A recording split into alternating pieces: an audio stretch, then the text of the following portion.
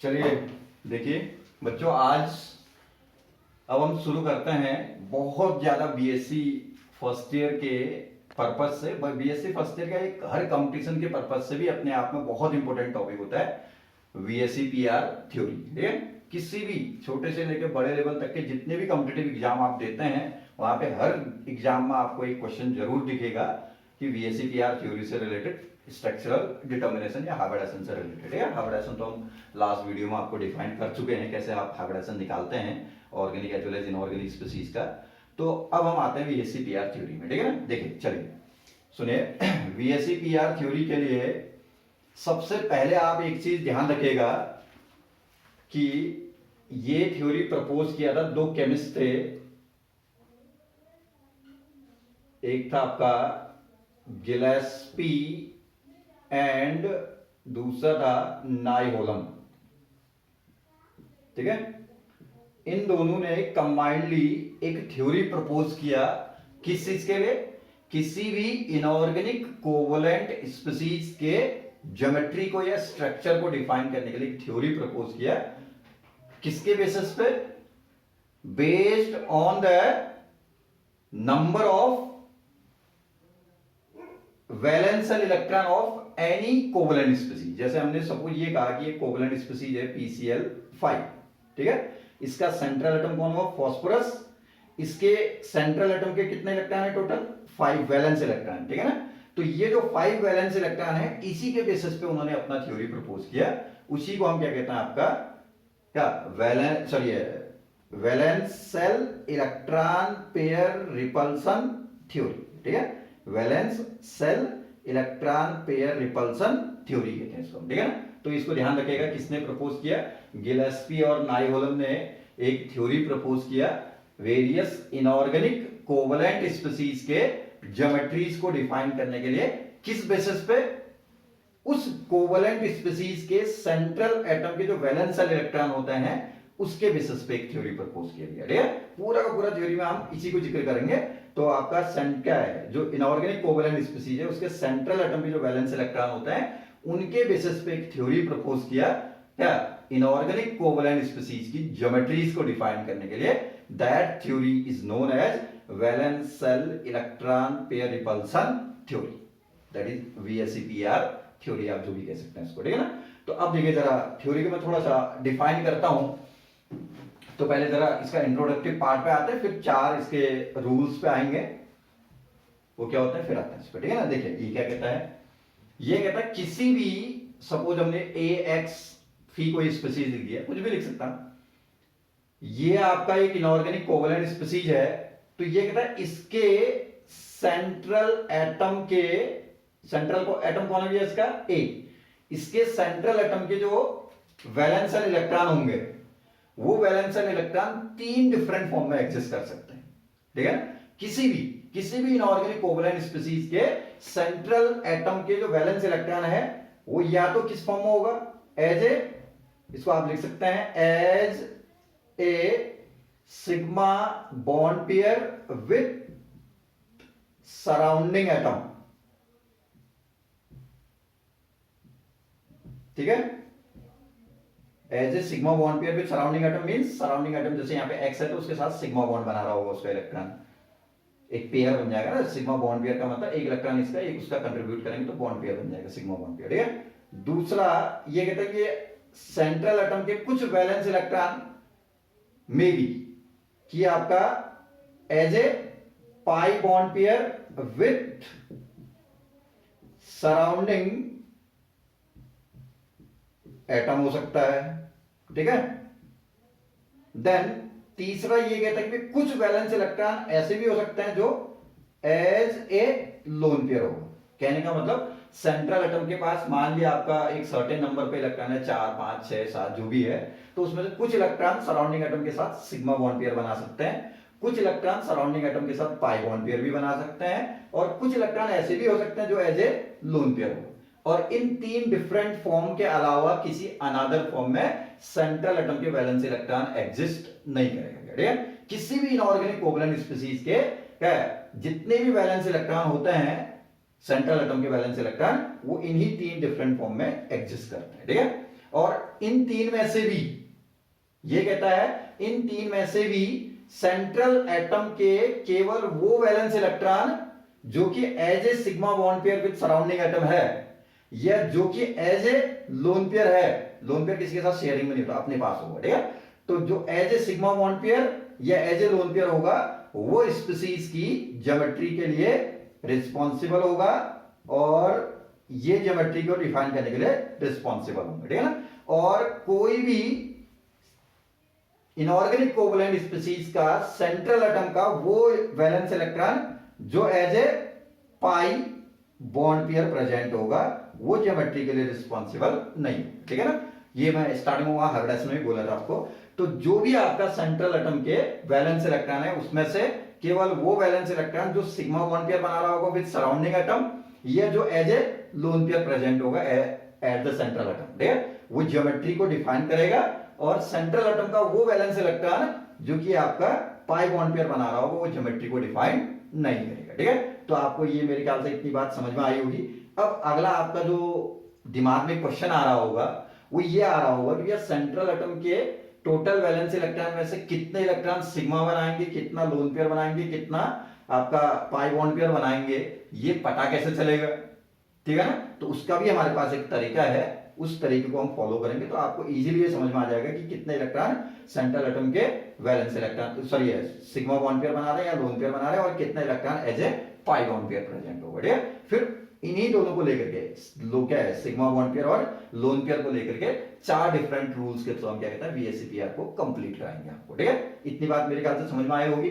तो अब बात करते हैं कि कैसे पता चलेगा कि सेंट्रल एटम का वैलेंस कितना वैलेंस इलेक्ट्रॉन ये है इस फॉर्म में है और कितना इस फॉर्म में है, ठीक। तो उस पर आता है, देखिए। तो देखिए ये कहता है, ये देखिए यहां से पहले हम सपोज किसी स्पीसीज को ले लेते हैं, लाइक आपने ये ले लिया XeOF4 ले लिया, थोड़ा बड़ा स्पीसीज ले लिया। इसका सेंट्रल एटम क्या है, जिनॉन का कंपाउंड है तो जिनॉन सेंट्रल एटम है इसका, ठीक है। अब जिनॉन के वैलेंस शेल में कितने इलेक्ट्रॉन होंगे, 8। ये आपको पता है जो आपके मेन ग्रुप एलिमेंट्स होते हैं, मेन ग्रुप एलिमेंट्स समझा ना, S block P block element जो तो मेन ग्रुप एलिमेंट्स कहलाते हैं। तो जो मेन ग्रुप एलिमेंट्स हैं आपके, उन एलिमेंट्स के वैलेंस शेल में इलेक्ट्रॉन का नंबर यदि आपने पता करना है तो सीधे उसका ग्रुप नंबर आपको लर्न करना पड़ेगा, ठीक है। जैसे जी क्या है, कोई फर्स्ट ग्रुप का मेंबर होगा तो उनके वैलेंस शेल में 1 इलेक्ट्रॉन होगा, सेकंड ग्रुप के मेंबर होंगे उनके वैलेंस शेल में 2 इलेक्ट्रॉन, थर्ड ग्रुप में 3 4 5 6 7, सेवंथ ग्रुप जैसे हाइड्रोजन है वहां तक आपके क्या वैलेंस शेल में क्या है, कब जितना नंबर होगा सेंट्रल एटम के वैलेंस शेल में उतने इलेक्ट्रॉन होंगे, ये आप दिमाग में रखिए, ठीक है। देन उसके बाद हमारा अगला आता है जीरो ग्रुप आता है, तो जीरो ग्रुप के वैलेंस शेल में 0 इलेक्ट्रॉन नहीं कहेंगे, ठीक है ना। वहां सेवंथ के बाद नेक्स्ट है तो वहां 8 इलेक्ट्रॉन कहेंगे उनके वैलेंस शेल में, ठीक है, एक्सेप्ट हीलियम। हीलियम के वैलेंस शेल में 2 ही, क्योंकि उसका एटॉमिक नंबर 2 ही है।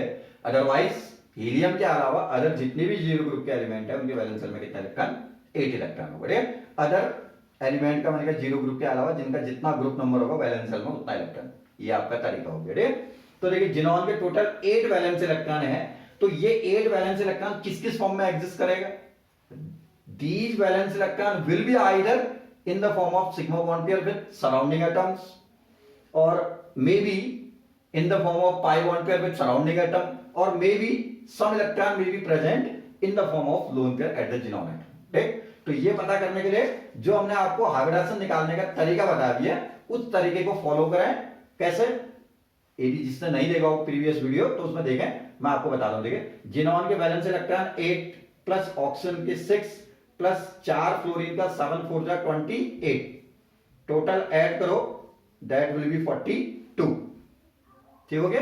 पूरे मॉलिक्यूल के वैलेंस इलेक्ट्रॉन जिनॉन के 8, ऑक्सीजन 6 ग्रुप का है, ये 7 ग्रुप का है, 7 4 जा 28 प्लस 6 प्लस 8 दैट इज 42। अब इसमें देखिए, इसमें आप ऐसे निकालते थे ना डीपी ओपी एलपी, ऐसे कैलकुलेट करते थे। डीपी होता है डुएट पेयर, जिन स्पीसीज में हाइड्रोजन होगा वहां डीपी होगा। अब यहां पे तो इसमें कोई हाइड्रोजन नहीं है तो डीपी आप सीधे 0।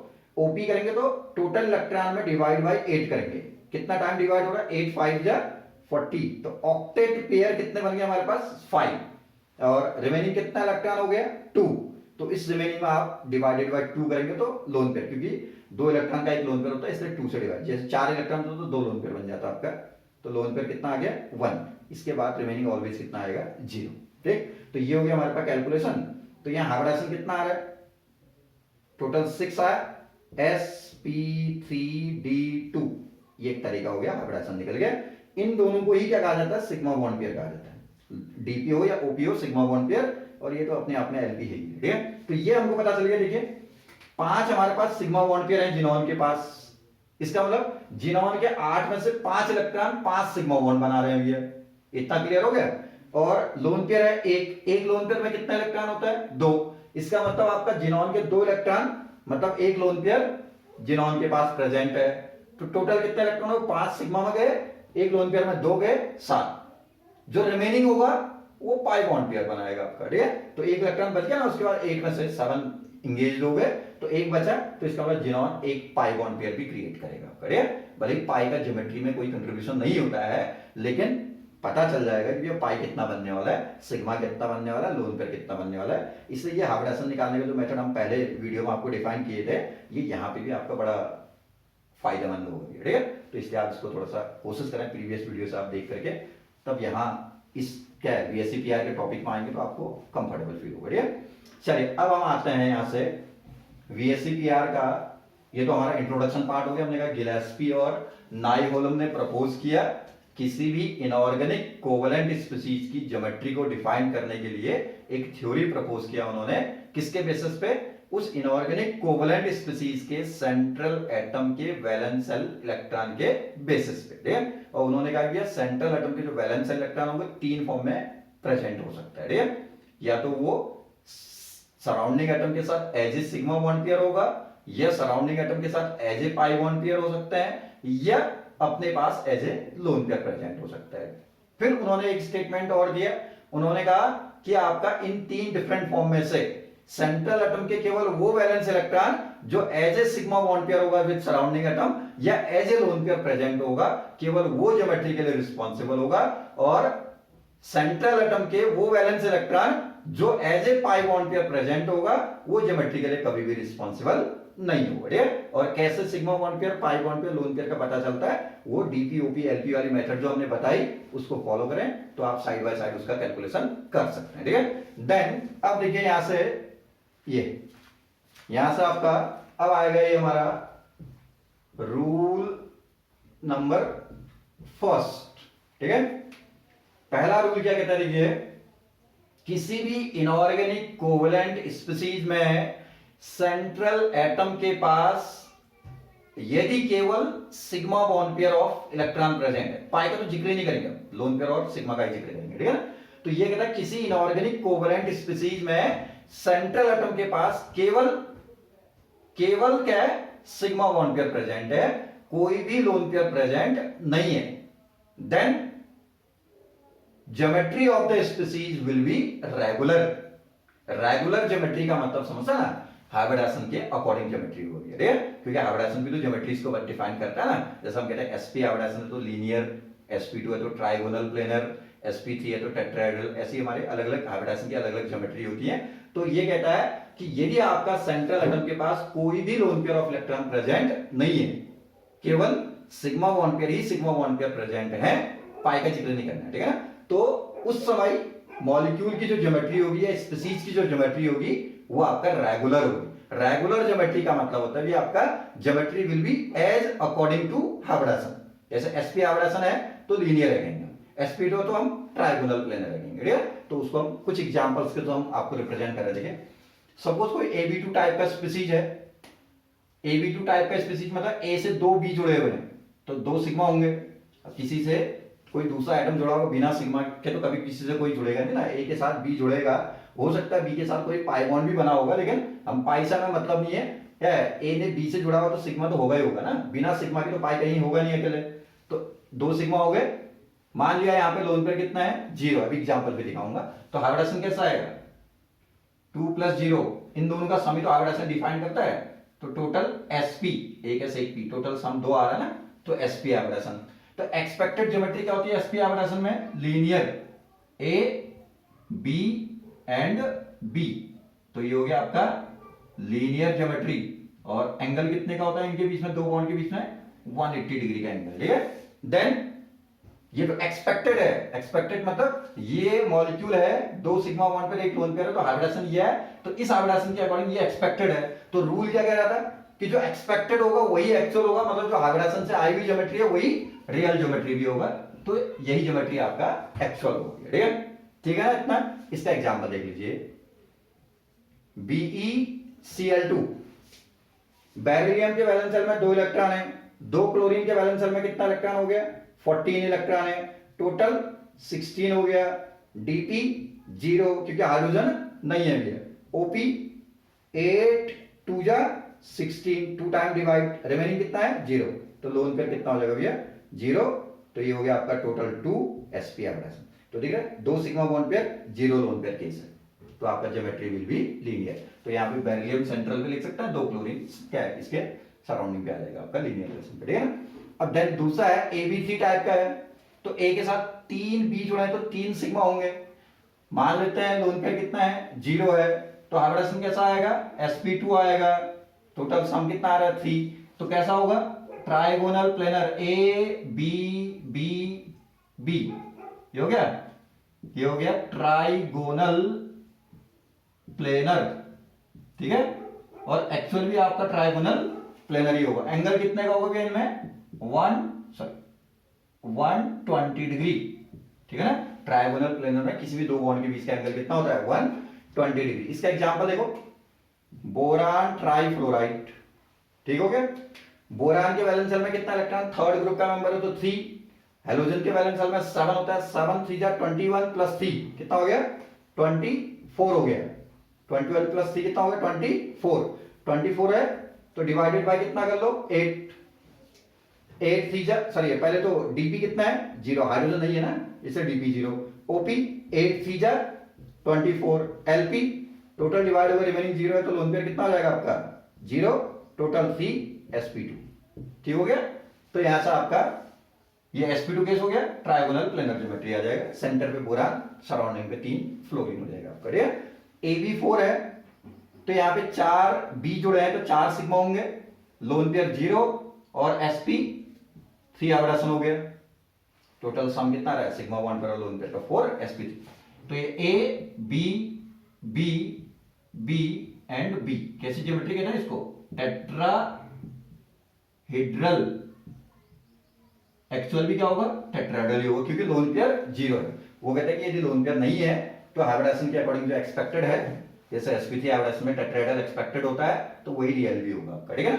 देन इसका एग्जांपल ले लो, SnCl4 टिन, फोर्थ ग्रुप का carbon silicon germanium tin light, fourth group का मेंबर है, 4 क्लोरीन हेलोजन है, 7 4 जा 28 प्लस 4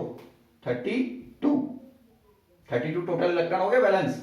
डीपी हाइड्रोजन है नहीं है 0, OP octet pair divided by कितना कर लो 8, 32 डिवाइडेड बाय 8 4 टाइम, रिमेनिंग कितना हो गया यहाँ ऊपर कंप्लीट डिवाइड हो तो रिमेनिंग 0, तो लोन पेयर भी कितना हो जाएगा 0, total 4, hybridisation will be sp3, तो ये हो गया आपका SnCl4, सेंट्रल में टिन लगा 4 क्लोरीन सराउंडिंग पे आ जाएगा, ठीक है ना। AB5 में चले पहले जनरल चलता है, AB5 का मतलब 5 B जुड़े हैं तो 5 सिग्मा होंगे, लोन पेयर 0 होगा, sp3 D हाइब्रिडेशन आएगा, तो ज्योमेट्री कैसा होगा A इसके साथ 3 B आपके कहां होंगे प्लेन में, एक ऊपर और एक नीचे, trigonal bi pyramidal TBP, actual भी ये ट्राइगोनल बाई पिरामिडल, 3 आपका ट्राइगोनल फैशन पे एक प्लेन में होंगे, एक ऊपर और एक नीचे, ऊपर नीचे का एंगल 180 का होगा, ट्राइगोनल प्लेन में जो होंगे उनका 120 का आपस में, ऊपर वाले के साथ सबका 90 का एंगल होगा, ठीक है। तो इसका एग्जांपल देखिए PCl5, फास्फोरस के वैलेंस शेल में कितना इलेक्ट्रॉन बोलो, किस ग्रुप का होता है नाइट्रोजन फैमिली, 5th ग्रुप, तो 5, एक क्लोरीन में 7 7 5 जा 35, टोटल इलेक्ट्रॉन 40, डीपी हाइड्रोजन है PCl5 में नहीं है तो डीपी 0, ओपी 8 से डिवाइड करो तो 8 5 जा 40, तो रिमेनिंग 0 है तो लोन पेयर भी 0, टोटल 5, हाइब्रिडेशन sp3D, कोई दिक्कत नहीं, तो यहाँ P 5 क्लोरीन ये हो जाएंगे। आपका, ठीक है। देन अगला यहां पे AB6 टाइप है, तो आपका 6 तो सिग्मा बॉन्ड पेयर, फिर लोन पेयर कितना है 0 sp3d2, और ये हो जाएगा आपका यहां से ऑक्टाहेड्रल, ऑक्टाहेड्रल में A 4 सराउंडिंग में स्क्वायर प्लेनर फैशन पे, और एक प्लेन से ऊपर और एक प्लेन से नीचे, ठीक है। B ये हो गया, इसको कहते हैं ऑक्टाहेड्रल, एक्चुअल भी ऑक्टाहेड्रल होगा SF6। देखिए कैसे, सल्फर में 6 ऑक्सीजन फैमिली का मेंबर है, 7 6 42, 42 प्लस 6 48, टोटल इलेक्ट्रॉन कितना हो गया 48। डीपी तो है नहीं, तो डीपी 0, ओपी कितना, ओपी 8 6 48, ठीक हो गया ना। रिमेनिंग कितना हो गया 0। लोन पेयर कितना भैया 0, क्योंकि रिमेनिंग 0 है, 6 हो गया sp3d2, ये हो गया। तो यहां से आपका sp3d2 SF6 इसको फॉलो कर जाएगा, ठीक है। एक टाइप और आएगा इसके अंदर आपका, लास्ट टाइप इसका, देखिए लास्ट टाइप क्या है, ये है AB7 टाइप।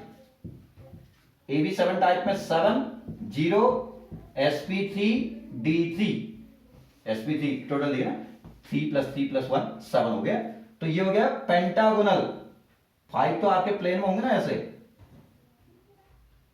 पेंटागोनल, एक प्लेन से ऊपर और एक प्लेन से नीचे, 5 प्लेन में होंगे ऐसे, ठीक है ना। तो ये हो गया पेंटागोनल बाइपिरामिडल, PBP, एक्चुअल भी आपका pentagonal bipyramidal. IF7 best example है इसका, ठीक है, रियल एग्जांपल भी दिखते हैं इसके। 7 7 जा 49 + 7 56, टोटल इलेक्ट्रॉन 56। डीपी है नहीं है, डीपी 0। ओपी कितना, ऑक्टेट पेयर 8 से डिवाइड करो, 8 7 जा 56, रिमेनिंग कितना 0, तो लोन पेयर कितना वो भी 0, तो टोटल 7 sp3d3 फॉलो कर जाएगा ये, बढ़िया। अब इसमें एक हल्का सा किसी के दिमाग में क्वेश्चन अराइज होता है, देखिए ना, कि आपका ये रूल नंबर 1 तो आपका कंप्लीट हो गया ना। किसी के दिमाग में ऐसा क्वेश्चन आता है कि सपोज कोई भी एक लेके चलते हैं, ठीक है। जैसे हमने ये कहा sp3d एब्रेशन था, तो इस केस में हमारा ट्रायगोनल बाइपिरामिडल ही क्यों हुआ। ज्योमेट्री ऐसा भी तो लिख सकते थे आप, पेंटागोनल भी तो लिख सकते थे, ठीक है ना, पेंटागोनल भी लिख सकते थे, हमने उसको ट्रायगोनल बाइपिरामिडल ही क्यों लिखा। तो यहां पे यदि हम पेंटागोनल लिखेंगे तो 360 डिवाइडेड बाई कितना एंगल बन रहा है 5, तो कितना 70 का, सॉरी 72 का, 72 का एंगल बन रहा है। तो किसी भी दो बॉन्ड पेयर के बीच का एंगल 72 का है, ठीक है।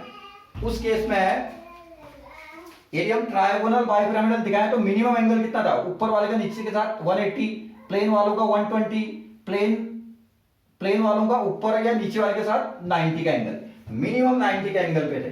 तो यहां पे जो दो बॉन्ड पेयर हैं काफी क्लोजर हैं, तो रिपल्सन के चांसेस क्या होंगे, ज्यादा होंगे, लेस स्टेबल क्या है स्ट्रक्चर क्रिएट होगा, ठीक है। और वहां पे आपका एंगल क्या है 90 है, मिनिमम 90 है, फर्दर फिर 120 180 भी है, लेकिन मिनिमम 90 है। तो रिपल्सन दो बॉन्ड पेयर के आपस में रिपल करने के चांसेस क्या होंगे, कम होंगे। रिपल्सन कम होगा तो स्टेबलाइजेशन क्या रहेगा, ज्यादा। इसलिए ये जो ये स्ट्रक्चर बनाए जाते हैं ये क्या है मोस्ट स्टेबल क्या है स्ट्रक्चर्स हैं आपका, ठीक है। इससे ज्यादा sorry minimum bond pair strain के चांसेस अभी आगे जाकर के लोन पेयर भी आएगा कहीं पे, तो मिनिमम स्ट्रेन इन ज्योमेट्रीज में पाया जाता है। इसलिए VSEPR के अकॉर्डिंग जो दी गई ज्योमेट्रीज हैं वो आपका क्या है मोस्ट स्टेबल फॉर्म में एग्जिस्ट करने वाली ज्योमेट्रीज होता है, इसलिए हम वही ज्योमेट्री होंगी, ठीक है। तो ये तो हो गया आपका VSEPR का पहला रूल। क्या कहा हमने, किसी भी स्पीसीज में सेंट्रल एटम के पास केवल sigma bond pair of electron है और कोई भी lone pair of electron present नहीं है, then geometry of the species will be symmetric कहते हैं इसको, ठीक है। Geometry of the species will be symmetric, that means geometry will be as according to Harvard. ठीक है, मेरी बात समझ में आती है ना सबको, इतना सबको क्लियर हो गया होगा। देन अब जाकर के हम आते हैं सेकंड रूल में आते हैं सेकंड रूल क्या कहता है जरा सुनिएगा, है रूल नंबर 2।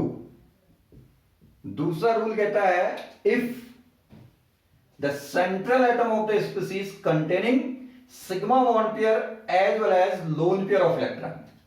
अभी तक हम कहते हैं लोन पेयर 0 है तो geometry will be according to hybridisation या ज्योमेट्री विल बी सिमेट्रिक, ठीक है। लेकिन अब ये कह रहे हैं कि if the species containing sigma bond pair as well as lone pair at the central atom, ठीक है, then geometry will not be symmetric या geometry will not be according to hybridisation.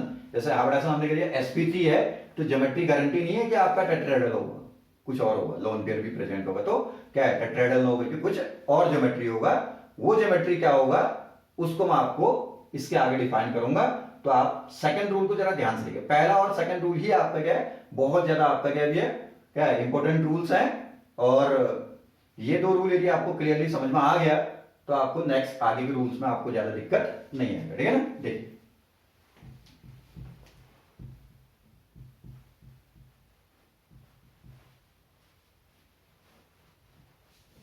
Then second rule क्या कहता है, देखिए second rule तो हमने बता दिया ना कि if the species containing sigma bond pair as well as lone pair of electron then geometry will not be according to hybridisation या geometry will be somewhat different from as expected according to hybridization concept, ठीक है ना। then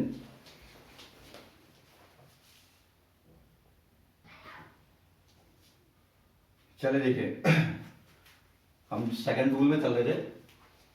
second rule में हमने कहा था कि आपका यदि सेंट्रल एटम के पास सिग्मा बॉन्ड पेयर के साथ लोन पेयर भी है तो उसमें आपका ज्योमेट्री जो होगा स्पीसीज का वो हाइब्रिडेशन से डिफरेंट होगा। अब देखिए मैं वन बाय वन आपको एग्जांपल वाइज जितने केसेस क्रिएट होते हैं वो सब मैं आपको शो कर रहा हूँ। देखिएगा सपोज Ab2Lp टाइप है, Ab2Lp टाइप मतलब ए के साथ दो बी जुड़े तो दो सिग्मा होंगे, एक Lp होगा मतलब लोन पेयर होगा इनके पास, ठीक है ना। तो टोटल सम कितना लोन पेयर और सिग्मा बॉन्ड पेयर का 3 sp2। तो होना कैसा चाहिए एक्सपेक्टेड ट्राइगोनल प्लेनर। लेकिन अब ट्राइगोनल प्लेनर होता भी है तो ट्राइगोनल प्लेनर के जो हमारे पास 3 कॉर्नर होते हैं, 3 बॉन्ड होते तब तो ट्राइगोनल प्लेनर होता। तो 3 बॉन्ड में से हमारे पास 2 बॉन्ड तो ठीक है प्रेजेंट है, चलो मैं इसी प्लेन में दिखा देता हूं ऐसे। तो 2 बॉन्ड तो दिख रहे हैं हमको, तीसरे बॉन्ड की जगह क्या है लोन पेयर है तो इसलिए आपका क्या हो बॉन्ड का जो स्केलेटन है वही आपका स्ट्रक्चर होगा। तो कैसा दिखेगा आपको वी शेप। तो यहां पे आपका वी शेप हो जाएगा, ठीक है। एग्जांपल देख लो उसका PbCl2।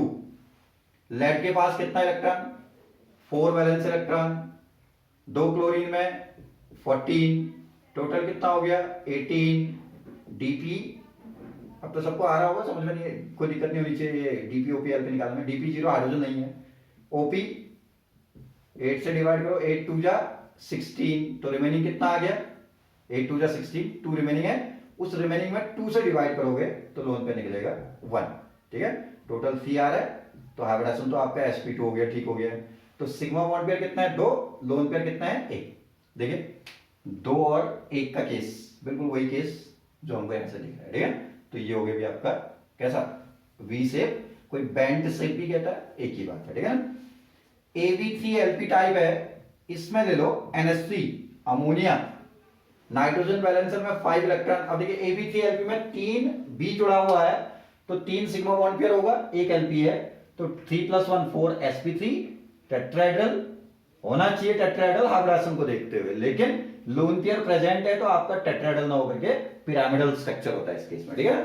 तो पिरामिडल कैसा होता है देखिए जरा, ये मैं आपको पिरामिडल स्ट्रक्चर दिखा रहा हूं। देखो टेट्राहेड्रल पहले आप देखेंगे तो उससे पिरामिडल समझ में आ जाएगा। ये टेट्राहेड्रल ज्योमेट्री होता है, इसमें नीचे एक प्लेन में रखो तीनों को तो एक पिरामिड टाइप का बना। अब इसको हटा लिया, ऊपर वाले के बदले लोन पेयर है तो 4 बॉन्ड होते तो टेट्राहेड्रल होता है ना, एक के बदले लोन पेयर है तो 3 बॉन्ड का जो क्या है स्ट्रक्चर दिख रहा हो किस टाइप का दिख रहा है पिरामिड टाइप का दिखेगा, इसलिए पिरामिडल स्ट्रक्चर कहते हैं इसको, ठीक है ना। देन ये तो हो गया पिरामिडल। अमोनिया हो गया इसका एग्जांपल, नाइट्रोजन के वैलेंस शेल में 5 + 3 हाइड्रोजन के वैलेंस शेल में 3, टोटल इलेक्ट्रॉन 8। डीपी अब आएगा भैया, एक यहां पे कितना हाइड्रोजन है 3 तो 3 डीपी हो गए। एक डीपी का मतलब नाइट्रोजन ने एक हाइड्रोजन के साथ बॉन्ड बनाया तो इसको एक डीपी कहते हैं। एक डीपी में कितने इलेक्ट्रॉन है 2, तो 3 डीपी है, 3 NH बॉन्ड है तो 6 इलेक्ट्रॉन कंज्यूम हो चुके हैं 8 में से, तो रिमेनिंग कितना इलेक्ट्रॉन है 2। तो ओपी कितना 0, क्योंकि हमने कहा जहां डीपी होगा वहां ओपी नहीं होगा। क्यों नहीं होगा ओपी?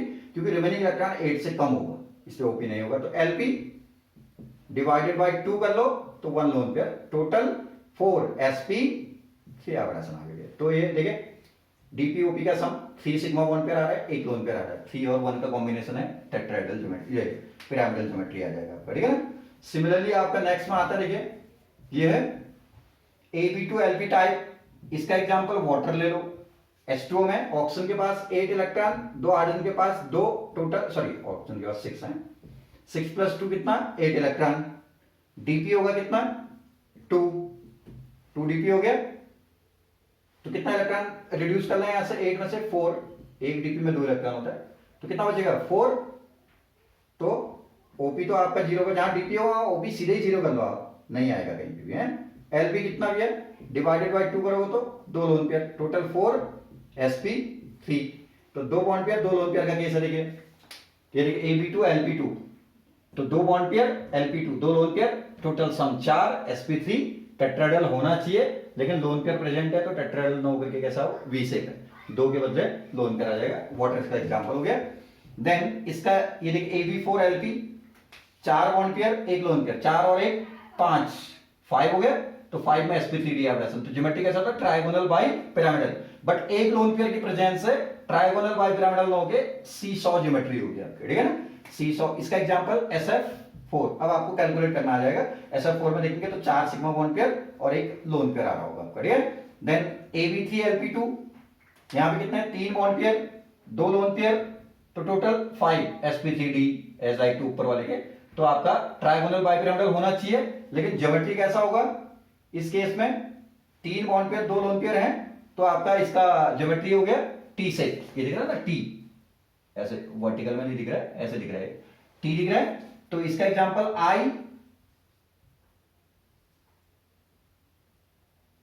ICl2 सॉरी ICl3, ठीक है। देन अगला example AB2 LP3 type, AB2 मतलब 2 bond pair 3 lone pair, then sp3d trigonal bipyramidal होना चाहिए, लेकिन 3 लोन पेयर है, तीनों प्लेन के तीनों लोन पेयर हो गए, ऊपर नीचे वाले बचे तो लीनियर ज्योमेट्री आ गया। इसका एग्जांपल I3 नेगेटिव आयन ले लेना, ठीक है ना, ये चल जाएगा।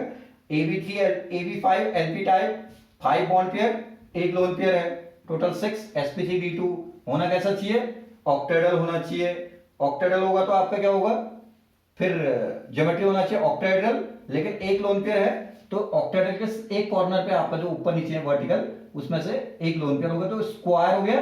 एक 4 एक प्लेन में है, एक ऊपर है, ऊपर वाले से मिलाओगे तो पिरामिड बनेगा, स्क्वायर पिरामिडल ज्योमेट्री हो गया। देन इसके बाद एक दो ज्योमेट्री और आती है इसके अंदर, इसको मैं यहीं पे दिखा दे रहा हूं। इतना मेरे ख्याल से आपको समझ में आ गया होगा, कोई दिक्कत नहीं होगा, ठीक है ना।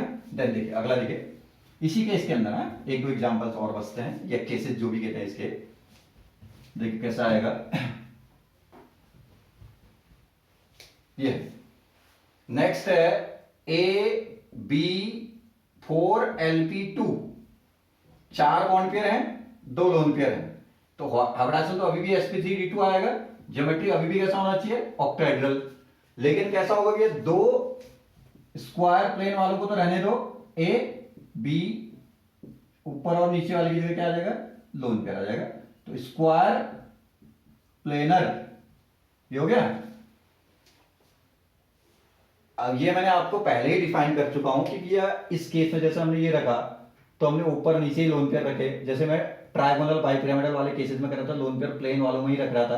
तो क्यों रख रहे हैं वहीं पे, क्योंकि हमने कहा कि ये मिनिमम क्या है रिपल्सन कंडीशन वाली ज्योमेट्रीज हैं जहां पे स्टेबिलिटी मैक्सिमम होती है, इसलिए हम उन्हीं को प्रेफर करेंगे, ठीक है ना। Then AB6LP 6 bond pair 1 lone pair, इसका एग्जांपल नहीं लिखना ऊपर वाले, XeF4 लिख लो। देखिए जिनॉन में 8 इलेक्ट्रॉन, क्या है 7 4 जा 28, टोटल 36, डीपी हाइड्रोजन नहीं है 0, ओपी 8 4 जा 32, 2 बचेगा, सॉरी रिमेनिंग कितना इलेक्ट्रॉन है 4, तो लोन पेयर कितना बन जाएगा डिवाइडेड बाय 2 करोगे तो 2 लोन पेयर 6 sp3d2, ठीक है। ये उसी को फॉलो कर रहा है, ठीक है ना। 4 और 2, ये देखिए 4 sigma bond pair, 2 lone pair case, तो 6 + 1, तो यहां से हाइब्रिडेशन कैसा आएगा, sp3d3, ये पेंटागोनल बाइपिरामिडल होना चाहिए ना इसको, ठीक हो गया। लेकिन होता एक्चुअली क्या है, यहां पे डिस्टॉर्टेड ऑक्टेड्रल, डिस्टॉर्टेड ऑक्टेड्रल समझते हैं ना, ऑक्टेड्रल ये होते हैं 6 कॉर्नर होंगे, तो इसमें एक कॉर्नर हल्का सा एक साइड को शिफ्टेड होगा, तो यहां से लोन पेयर, तो ये हो गया आपका कौन सा, डिस्टॉर्टेड क्या, octahedral, that geometry will be in the case of AV6 LP type. Example XeF6, ये इसके एग्जाम्पल बन जाएगा आपका, ठीक है ना। तो XeF6 में आपका 6 सिग्मा बॉन्ड पेयर आएगा जिनॉन पर और एक लोन पेयर, तो आपका इस टाइप की ज्योमेट्री को ये फॉलो करेगा, ठीक है। देन अब हम आते हैं नेक्स्ट रूल नंबर 3।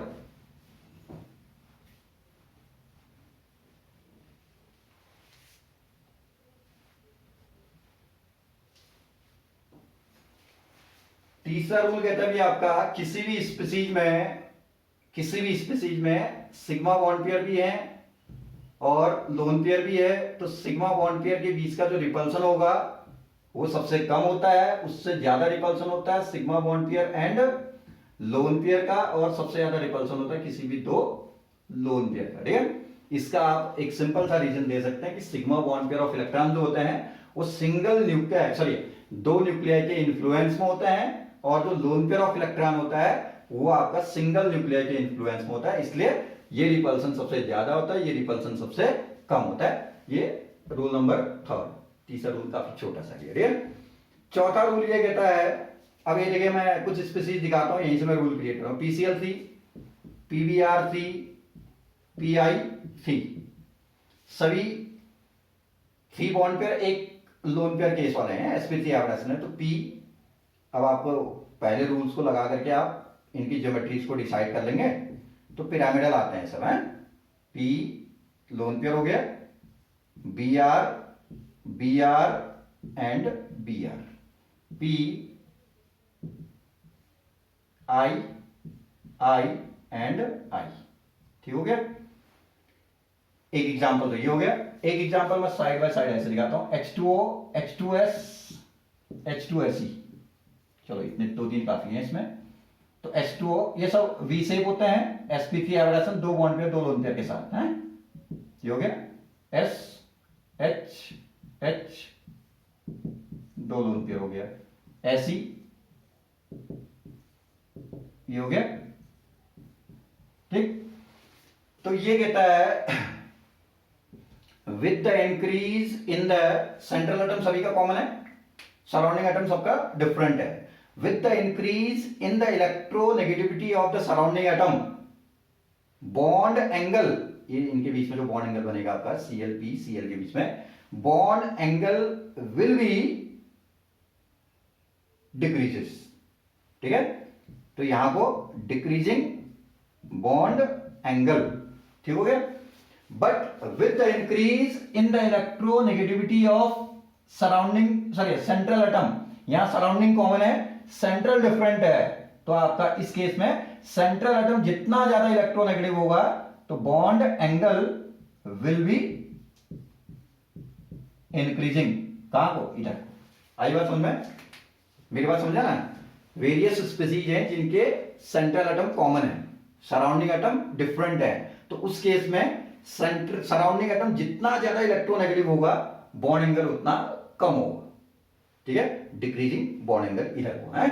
और क्या है, सराउंडिंग एटम कॉमन है, सेंट्रल एटम डिफरेंट है, तो सेंट्रल एटम जितना ज्यादा इलेक्ट्रोनेगेटिव होगा बॉन्ड एंगल उतना ज्यादा होगा, इंक्रीजिंग बॉन्ड एंगल। इसका रीजन क्या होता है ना, देखिए, तो आप ऐसे इसको डिफाइन कर सकते हैं। देखिए सपोज आपका सराउंडिंग एटम इधर को इलेक्ट्रोनेगेटिविटी बढ़ रहा है, तो ये इलेक्ट्रॉन पेयर को बाहर को खींचेगा ना, यहां थोड़ा सा क्लोजर होंगे, यहां थोड़ा सा और ज्यादा क्लोजर होंगे, तो 2 बॉन्ड पेयर काफी क्लोज हैं, या थोड़ा सा डिस्टेंस पे हैं, या काफी ज्यादा डिस्टेंस पे बाहर को विड्रॉ हो गया, तो बॉन्ड पेयर रिपल्सन के चांसेस क्या होंगे, कम होंगे।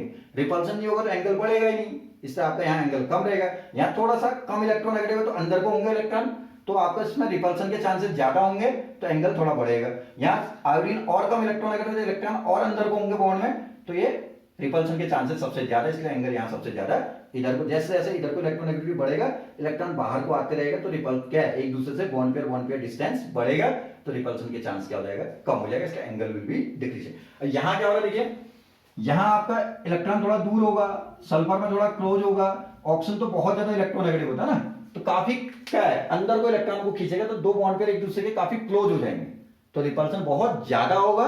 रिपल्सन बहुत ज्यादा होगा तो एंगल भी आपका क्या होगा, यहाँ पे बहुत ज्यादा है। देखें इसका एंगल यदि हम कहें तो अप्रोक्स 105.5 के आसपास होता है, या कहीं तो 105 के आसपास लिखा हुआ है। इसका एंगल देखें तो 92 या 91 के आसपास इसका एंगल होता है, ठीक है, तो बहुत बड़ा डिफरेंस है।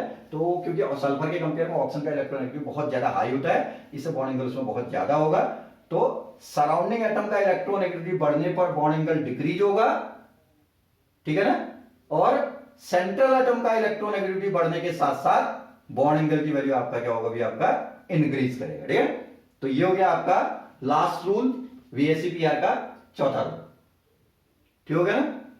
तो यहां से आपका मेरे ख्याल से यदि आप इसको ध्यान से वॉच करेंगे इस वीडियो को, तो मुझे लगता नहीं है कि आपको VSEPR में कहीं कोई दिक्कत आएगा, ठीक है। तो कोशिश करेगा इस वीडियो को बहुत अच्छे से वॉच करें। नेक्स्ट जो हमारा वीडियो बनेगा, मैं किसी एक और क्या है इंपॉर्टेंट टॉपिक के अंदर आपको वीडियो लेके आऊंगा, तो आपको कोशिश करना है कि जितना वीडियो हम बना रहे हैं साथ साथ देखना है। और मैंने आपको एक चीज बोला था, लाइक सब्सक्राइब जरूर करें, तो आप लेकिन लाइक सब्सक्राइब नहीं कर रहे हैं, तो उसको जरूर करें, ठीक है। एक्सपेक्ट करते हैं कि अगली इस वीडियो से आप लाइक और सब्सक्राइब जरूर करेंगे, ध्यान से करेंगे, ठीक है ना, उसको भी कर लेना है, और वीडियोस को भी ध्यान से देखते रहना है। जहां दिक्कत है तो हमने कहा कि कमेंट बॉक्स में आप लिख दें, हम उसको सॉर्ट आउट करेंगे जो भी आपकी प्रॉब्लम है, ठीक है ना। चलिए, थैंक यू।